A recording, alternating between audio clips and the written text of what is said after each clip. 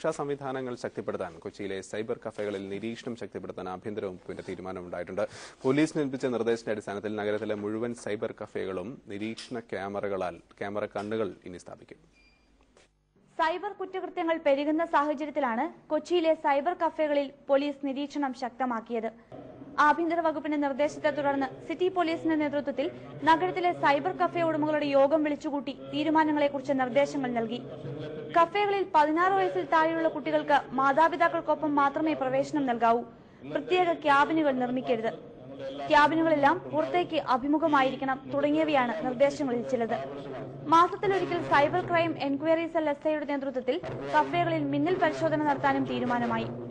ഓരോരോ ദിവസമായിട്ട് നമ്മൾക്ക് ഇങ്ങനെയുള്ള ക്രൈംസ് കൂടിക്കൊണ്ട് പോവുക. അപ്പോൾ ഇങ്ങനെ കൂടിക്കൊണ്ട് പോകുന്ന സ്ഥിതിക്ക് നമ്മൾക്ക് സൈബർ കഫേസ് നമ്മളറിയാം ഒരു ഇമ്പോർട്ടൻറ്റ് ഇന്റർമീഡിയറ്റ് ആണ്, ഇടനിലക്കാരനാണ്. അതായത് പബ്ലിക്കിന് അവിടെ വന്ന് ഇന്റർനെറ്റ് ഉപയോഗിക്കാനും കമ്പ്യൂട്ടേഴ്സ് ഉപയോഗിക്കാനും ഉള്ള ഒരു സർവീസ് പ്രൊവൈഡേഴ്സ് ആണ് അവർ.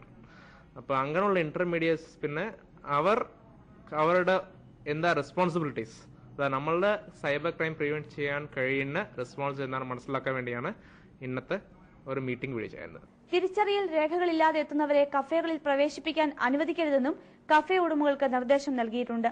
ഓരോ കമ്പ്യൂട്ടറുകളുടെയും ഡിജിറ്റൽ ലോഗ് കുറഞ്ഞത് 1 വർഷത്തേക്കെങ്കിലും സൂക്ഷിക്കണം. 197 സൈബർ കഫേകളാണ് നഗരത്തിൽ പ്രവർത്തിക്കുന്നത്. നിർദ്ദേശങ്ങൾ പാലിക്കാത്ത കഫേ ഉടമകൾക്കെതിരെ കർശന നടപടി സ്വീകരിക്കാനാണ് പോലീസിന്റെ തീരുമാനം. മനോരമ ന്യൂസ്, കൊച്ചി.